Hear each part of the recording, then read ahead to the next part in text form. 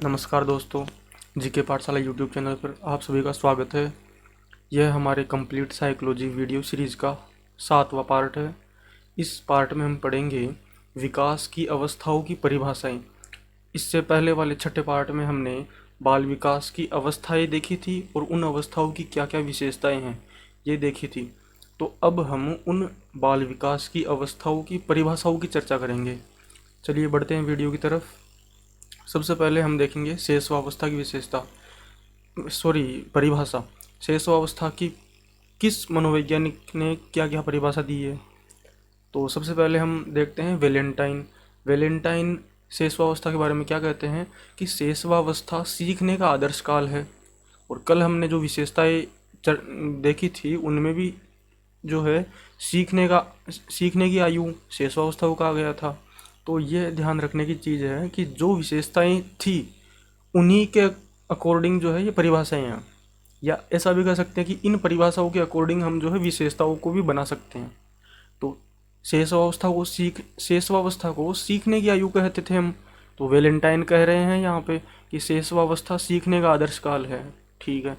Crow and crow कह रहे हैं कि 20वीं शताब्दी बच्चों की शताब्दी है, अर्थात 20वीं शताब्दी जो है वो बच्चों की है, बच्चों की शताब्दी है। कौन कह रहे हैं? Crow and crow. फिर है रूसो। रूसो कह रहे हैं कि बालक के हाथ, पैर व नेत्र उसके प्रारंभिक शिक्षक है, यानी कि बच्चा जो है अपनी शारीरिक गतिविधियों के आधार के द्वारा ही जो है सीखता है। कौन कह रहे हैं? रूसो। ठीक है। ब्रिजेश। ब्रिजेश क्या कह रहे हैं कि 2 वर्ष की उम्र तक बालक में लगभग सभी संवेगों का विकास हो जाता है। और हमने कल चर्चा की थी कि शेषवावस्था जो है वो सामवेगिक विकास के दृष्टिकोण से स्वर्णिम काल है। तो ब्रिजेश कह रहे हैं कि 2 वर्ष तक सभी संवेग विकसित हो जाएंगे, तो स्वर्णिम काल ओबियसली हो गई। फिर आगे देखते हैं वाटसन।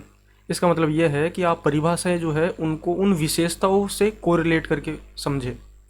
फिर देखें आगे वाटसन। वाटसन जो है क्या कह रहे हैं कि बालक में सर्वप्रथम भय, प्रेम और क्रोध के संवेग उत्पन्न होते हैं। यानी कि ब्रिजेश कह रहे थे कि 2 साल तक लगभग सभी संवेग उत्पन्न हो जाएंगे, जबकि वाटसन क्या कर रहे हैं कि होंगे, लेकिन सबसे पहले कौन कौन से संवेग विकसित होंगे? 3 संवेग विकसित होंगे। कौन कौन से? भय, प्रेम और क्रोध। ठीक है। Sigmund Freud. सिगमंड फ्राइड क्या कह रहे हैं कि शिशु में काम प्रवृत्ति बहुत प्रबल होती है किंतु उसकी अभिव्यक्ति नहीं हो पाती है। सिगमंड फ्राइड के विषय में कभी भी चर्चा होगी तो हमेशा अचेतन मन और काम प्रवृत्ति की जो है बात अवश्य आएगी। तो सिगमंड फ्राइड कह रहे हैं कि शिशु में काम प्रवृत्ति होती है, जन्मजात होती है, लेकिन उसकी अभिव्यक्ति नहीं हो पाती है। ठीक है। और सिगमंड फ्राइड की एक और परिभाषा है शेषवावस्था के विषय में कि जीवन के पहले 4-5 वर्षों में बालक जो है भावी जीवन की नींव रख लेगा। यानी कि बच्चा जो है शुरू के 4-5 वर्षों में जिस प्रकार से सीखेगा उसी प्रकार से अपने भावी जीवन की नींव रख लेगा। ठीक है। फिर वाटसन की परिभाषा आती है कि शेषवावस्था में सीखने की सीमा अन्य किसी भी अवस्था से बहुत अधिक होती है। वही चीज़ आ गई, यानी कि सीखने का आदर्श काल। भाई सीखने की सबसे ज़्यादा पॉसिबिलिटी शेषवावस्था में होगी। वैलेंटाइन ने भी यही कहा था, वाटसन भी यही कर रहे हैं। लेकिन वैलेंटाइन ने जो लैंग्वेज, वैलेंटाइन के जो परिभाषा है उनकी लैंग्वेज ध्यान रखनी है कि उन्होंने सीखने का आदर्श काल कहा है, और वाटसन क्या कर रहे हैं कि सीखने की सीमा अन्य किसी भी अवस्था से बहुत ज़्यादा होती है। ठीक। आगे है रोस। J.S. रोस क्या कहते हैं कि शिशु कल्पना का नायक होता है, अर्थात जब शेषवावस्था में रहता है बच्चा तो बहुत सारी कल्पनाएं करता है, कल्पनाओं में जीता है। फिर है एडलर। एडलर क्या कहते हैं कि बालक के जन्म के कुछ समय पश्चात ही यह निश्चित हो जाता है कि जीवन में उसका क्या स्थान है।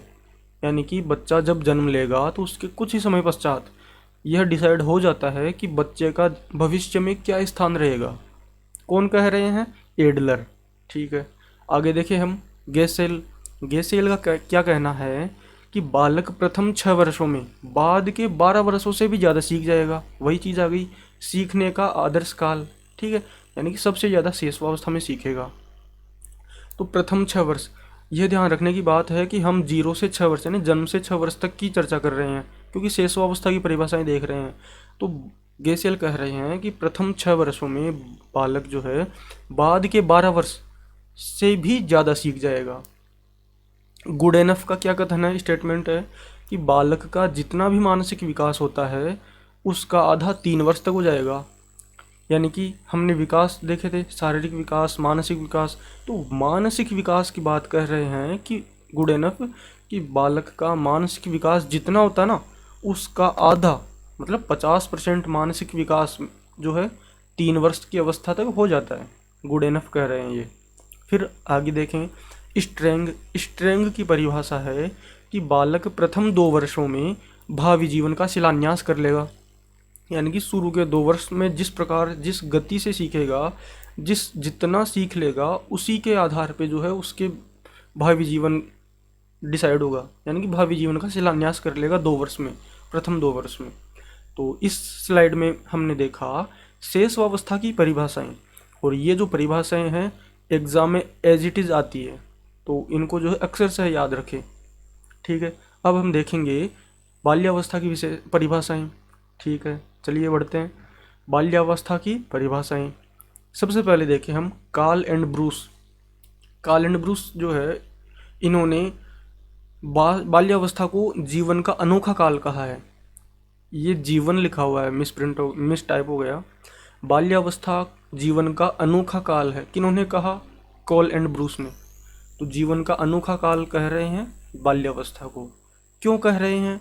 क्योंकि बच्चा जो है 6 वर्ष तक घर में रहा, ठीक है, अब वह विद्यालय जाएगा, बाहरी समाज से परिचित होगा, तो उसे कुछ जीवन में जो है विचित्र लगेगा कि यार कहाँ मैं परिवार में था, बिल्कुल राजा की तरह रह रहा था, और यहाँ देखो। तो अनोखा काल किन्होंने कहा है बाल्यावस्था को? कॉलिन ब्रूस ने कहा है। फिर रोस, J.S. रोस क्या कह रहे हैं कि बाल्यावस्था छद्म या मिथ्या परिपक्वता का काल है। मतलब बाल्यावस्था का टाइम पीरियड क्या है? 6 वर्ष से 12 वर्ष तक। तो 6 से 12 वर्ष तक का बच्चा स्वयं को मैच्योर मानता है। आपने भी देखा होगा कि 7वीं 8वीं क्लास के बच्चे स्वयं को क्या कहते हैं, अरे अब मैं बच्चा नहीं रहा, बड़ा हो गया। ठीक है, वो खुद को मैच्योर मानने लगते हैं। छद्म या मिथ्या परिपक्वता का काल कहा है रोस ने। ठीक है, सिगमंड फ्राइड क्या कह रहे हैं? बाल्यावस्था काम की प्रसुप्तावस्था है। वही बात, सिगमंड फ्राइड की जहाँ पे भी चर्चा होगी जो है अचेतन मन और काम प्रवृत्ति, इन दोनों की चर्चा तो श्योर होगी। तो सिगमंड फ्राइड ने शेषवावस्था के विषय में क्या कहा था, स्टेटमेंट क्या दिया था कि शेषवावस्था में बालक में जो है काम प्रवृत्ति पाई जाती है। हालांकि सिगमंड फ्राइड मानते हैं कि काम प्रवृत्ति जन्मजात होती है। तो शेषवावस्था के विषय में क्या कह रहे थे सिगमंड फ्राइड कि काम प्रवृत्ति पाई जाती है बच्चे में शेषवावस्था में, किंतु उसकी अभिव्यक्ति नहीं हो पाती है। ठीक है, और बाल्यावस्था के विषय में क्या कह रहे हैं, स्टेटमेंट दे रहे हैं सिगमंड फ्राइड कि बाल्यावस्था काम की प्रसुप्तावस्था है, अर्थात काम प्रवृत्ति होगी लेकिन वो जो है प्रसुप्त रहेगी। ठीक है, तो बाल्यावस्था को काम की प्रसुप्तावस्था कहा सिगमंड फ्राइड ने। ठीक है, आप जो है काम वर्ड देखते ही सिगमंड फ्राइड को गेस कर सकते हैं। फिर किलपैट्रिक क्या कहते हैं कि बाल्यावस्था प्रतिद्वंद्वात्मक समाजीकरण का काल है। ठीक है, प्रतिद्वंद्वात्मक समाजीकरण का काल कहा है बाल्यावस्था को। क्यों? हम जानते हैं कि समाजीकरण का प्रारंभ बाल्यावस्था से होता है। क्यों होता है भाई? क्योंकि 6 वर्ष तक बच्चा घर पे रहा, उसका समाजीकरण स्टार्ट हो गया, मान लो 3-4 वर्ष से स्टार्ट हो गया, लेकिन इनिशियल स्टेज में था वो। अब जैसे ही बच्चा 6 वर्ष का हुआ, पहली कक्षा में दाखिला लेगा, विद्यालय जाएगा, तो वह समाज से परिचित होगा, अलग अलग भांति भांति के बच्चों से मिलेगा, समाज के लोगों से मिलेगा, दूसरे स्थानों पे जाएगा, ठीक है, घूमने जाएगा वगैरह वगैरह, तो उसका समाजीकरण होगा। तो बच्चा जो है, जो 6 वर्ष की अवस्था तक परिवार में रहा था, उस परिस्थितियों में और जो अब समाजीकरण हो रहा है उन परिस्थितियों में द्वंद्व की स्थिति उत्पन्न हो जाती है। तो बाल्यावस्था को प्रतिद्वंद्वात्मक समाजीकरण का काल कहा है। किन्होंने कहा है? किलपैट्रिक ने। ठीक है, आगे देखिए स्ट्रेंग। स्ट्रेंग कह रहे हैं कि ऐसा शायद ही कोई खेल हो जिसे 10 साल का बालक न खेलता हो। इनका कहने का तात्पर्य इतना ही है कि 10 साल का बालक लगभग सारे खेल खेल लेता है। ठीक है, यानी कि इस प्रकार से शारीरिक सक्षम हो जाता है कि कोई सा भी खेल खेल सके, चाहे वो क्रिकेट हो, वॉलीबॉल हो, कुछ भी हो, फुटबॉल हो वगैरह, कुछ भी हो। ठीक है, तो 10 साल का बालक खेल पाता है, तो 10 साल का बालक बाल्यावस्था में इंक्लूड है। तो बाल्यावस्था के अंतर्गत इसको शामिल किया है परिभाषा को। फिर अंत में है ब्लेयर, जोन्स और सिम्पसन, यह परिभाषा, इनकी परिभाषा क्या है कि इन्होंने स्टेटमेंट दिया कि शैक्षिक दृष्टिकोण से बाल्यावस्था से महत्वपूर्ण कोई अवस्था नहीं है। याद कीजिए, इसके पहले वाले वीडियो में पार्ट 6 में मैंने आपको बाल्यावस्था की विशेषताएं बताई थी, शैक्षिक दृष्टिकोण से सबसे महत्वपूर्ण काल। और एक चीज़ मैंने बताई थी, सीखने की महत्वपूर्ण अवस्था। सीखने की महत्वपूर्ण अवस्था शैशवावस्था, हमने देखा आदर्श काल, सीखने का आदर्श काल। बाल्यावस्था को मैंने बताया था शैक्षिक दृष्टिकोण से सबसे महत्वपूर्ण अवस्था। क्यों? शिक्षा का संबंध आप विद्यालय से जोड़ सकते हैं कि विद्यालय कब जाएगा बच्चा, 6 साल का, तो 6 साल से 12 वर्ष तक का बाल्यावस्था में इंक्लूड है। तो शैक्षिक दृष्टिकोण से जो है बाल्यावस्था सबसे इम्पोर्टेंट जो है स्टेज है। ठीक है, ये हुई बाल्यावस्था की परिभाषाएं। अब हम आगे चलते हैं किशोरावस्था की परिभाषाओं की तरफ। किशोरावस्था की परिभाषाएं, इनमें देखिए स्टैनली हॉल का कथन है। आप जो है किशोरावस्था के बारे में जब भी पढ़ेंगे स्टैनली हॉल का नाम अवश्य आएगा, क्योंकि इनका योगदान बहुत महत्वपूर्ण है किशोरावस्था के विषय में। इन्होंने एक किताब भी लिखी थी एडोलसेंस, उसकी चर्चा आगे कर दूंगा मैं। स्टैनली हॉल क्या कह रहे हैं कि किशोरावस्था में शारीरिक, मानसिक व संवेगात्मक विकास अकस्मात होते हैं। यानी कि हमने देखा था शारीरिक विकास शैशवावस्था में तीव्र होगा, बाल्यावस्था में स्थिरता प्राप्त करेगा और किशोरावस्था में पुनः तीव्र होगा। तो बाल्यावस्था से जैसे ही किशोरावस्था में प्रवेश करेगा बच्चा, तो उसका शारीरिक विकास एकदम से बूस्ट होगा, मतलब एकदम से तीव्र गति प्राप्त करेगा। तो ये क्या कह रहे हैं कि किशोरावस्था में मानसिक, शारीरिक और संवेगात्मक विकास अकस्मात होते हैं। आपने भी गौर किया होगा कि जब कोई 10-11 साल का बच्चा था, अब वो जैसे ही 12-13-14 साल का होता है, उसकी हाइट एकदम से इंक्रीज लगती है अपने को। यार 2 साल पहले तो काफ़ी छोटा था ये, अब देखो 2 साल में कितना लंबा हो गया। तो वो क्या है, वो किशोरावस्था में प्रवेश कर रहा है। इतने साल वो बाल्यावस्था में था तो उसकी शारीरिक विकास जो है स्थिर था, ठीक है, इतनी ग्रोथ नहीं हो पा रही थी। लेकिन जैसे ही किशोरावस्था में एंट्री ली उसने, उसका शारीरिक, मानसिक, संवेगात्मक विकास एकदम से तीव्र गति से होगा। तो यही चीज़ इन्होंने कही है कि किशोरावस्था में शारीरिक, मानसिक व संवेगात्मक विकास अकस्मात होते हैं। ठीक है भाई। इन्हीं का एक और स्टेटमेंट है, क्या है, किशोरावस्था प्रबल दबाव, तनाव, तूफान व संघर्ष का काल है। बिल्कुल, मैंने कल वाले वीडियो में जो है किशोरावस्था की विशेषताओं की चर्चा की थी, उसमें भी बताया था कि बच्चा जो है किशोरावस्था में आ गया, वह अपनी जिम्मेदारियों को समझने लगेगा, वह कुछ बनने की अपेक्षा रखेगा स्वयं से, वह तनाव में रहेगा, उलझन में रहेगा। ठीक है, तो स्टैनली हॉल ने क्या कहा कि किशोरावस्था प्रबल दबाव, तनाव, तूफान व संघर्ष का काल है। बिल्कुल। आगे देखते हैं हम किलपैट्रिक क्या कह रहे हैं कि किशोरावस्था जीवन का सबसे कठिन काल है। बिल्कुल कठिन काल है भाई। इतने दिन वो जो है एकदम निश्चिंत था, अब जैसे ही किशोरावस्था में प्रवेश किया उसे कुछ जिम्मेदारी वहन करने की जो है फील हुआ उसको, तो कठिनता तो होगी ही। इतने दिन एकदम स्वतंत्र था, अब उसे जो है कुछ साबित करना है स्वयं को, तो कठिन काल है। बिल्कुल। और किशोरावस्था में जो है कई शारीरिक परिवर्तन भी देखने को मिलते हैं, तो उस दृष्टि से भी कठिन काल कह सकते हैं, मान सकते हैं जी। आगे देखिए वैलेंटाइन कह रहे हैं कि किशोरावस्था अपराध प्रवृत्ति के विकास का नाजुक काल है। भाई किशोरावस्था में प्रवेश कर रहा है बच्चा, तो उसकी पॉसिबिलिटी बहुत ज़्यादा बढ़ जाती है कि अगर माता पिता, शिक्षक उस पर ध्यान न दे तो वो अपराध प्रवृत्ति की ओर उन्मुख हो सकता है। ठीक है, गलत रास्ते पर जा सकता है। तो किशोरावस्था को वैलेंटाइन ने अपराध प्रवृत्ति के विकास का नाजुक काल कहा है।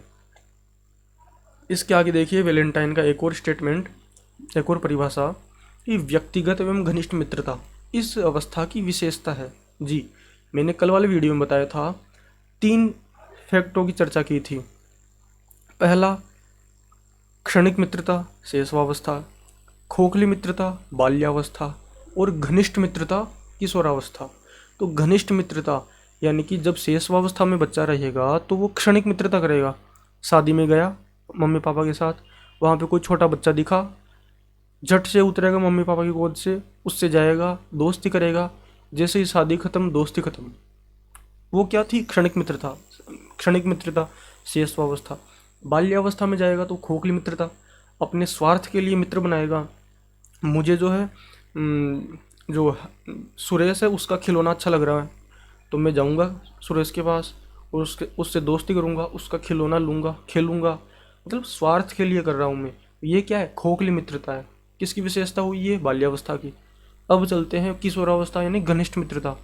घनिष्ठ मित्रता, किशोर जो है कोई भी मित्र बनाएगा वो घनिष्ठ एकदम पक्का दोस्त बनाएगा जो पूरी जिंदगी चलेगा। ठीक है। तो किशोरावस्था की विशेषता क्या बताया है? बताई गई है घनिष्ठ मित्रता। और किन्होंने बताई है? वेलेंटाइन ने बताई है, ये ध्यान रखिए। फिर चलते हैं जोन्स।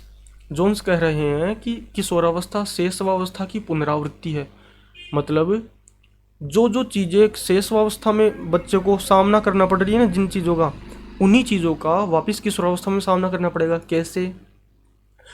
शेषवावस्था में बच्चा जब जन्म ले रहा है तो एकदम नए संसार में प्रवेश लिया उसने, हर चीज़ उसे उसके लिए नई है। उसका समायोजन मतलब करना प्रारंभ होगा वो अन्य लोगों के साथ, अन्य और समाज के साथ। ठीक है। रीति रिवाजों के साथ समायोजन कर रहा है शेषवावस्था में, क्योंकि उसके लिए पहली बार है वो। किशोरावस्था में भी जो है व्यक्ति पुनः समायोजन करने लगेगा। ठीक है। तो शेष अवस्था में भी उससे जो है समाज के साथ समायोजन करना पड़ रहा था, इस संसार के साथ। और किशोरावस्था में भी जो है वो पुनः समायोजन करने के लिए अग्रसर होगा। तो किशोरावस्था को शेषवावस्था की पुनरावृत्ति कहा गया है, क्योंकि जो चीज़, जो समायोजन, जो एडजस्टमेंट वो शेषवावस्था में कर रहा था, वही चीज़ वो एडोलसेंस किशोरावस्था में भी कर रहा है। तो जोन्स ने क्या कहा है कि किशोरावस्था शेषवावस्था की पुनरावृत्ति है। जी। आगे देखिए कोलेस्निक। कोलेस्निक क्या कहते हैं कि किशोर प्रौढ़ों को अपने मार्ग में बाधा समझते हैं, जो उन्हें स्वतंत्र रहने से रोकते हैं। जी। हमने देखा है कि जो भी 12-13 साल के, 15 से 16 साल के बच्चे हैं, वो बड़े लोगों, बुजुर्गों को जो है कुछ समझते नहीं है। वो समझते हैं कि ये तो ओल्ड जनरेशन के हैं।